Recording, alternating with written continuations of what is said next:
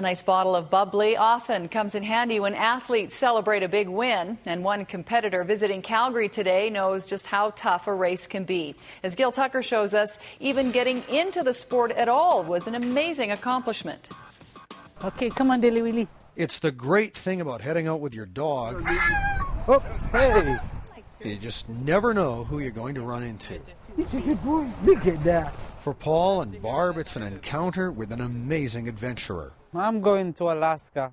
Newton Marshall is on his way back up north. A guy from the Caribbean tackling maybe the toughest winter sport in the world. Jamaican bobsledder's got nothing on you.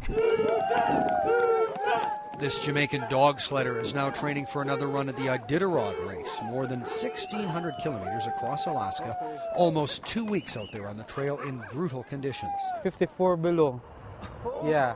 I freeze my cheek, I freeze my nose. What's a Jamaican doing up there at 54 below? You know, at that time I was thinking the same thing. Newton first heard of the sport after he got a job taking tourists in Jamaica around on dog carts. We adopt dogs from the pound, save them, because they would have been put down. Let's go.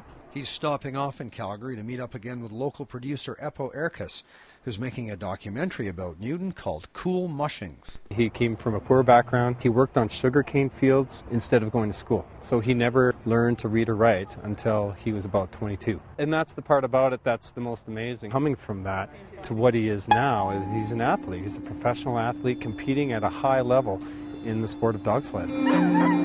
Teach the world, no matter where you come from, no matter how hard the challenge is in life, you can do it. Fantastic that you're brave enough to do this. Newton finished 47th out of 71 entries. He's hoping this winter to give the crowd more to cheer about. Feel happy that people are happy that we're doing this, and it uplifts me just by going through the race. Gil Tucker, Global News.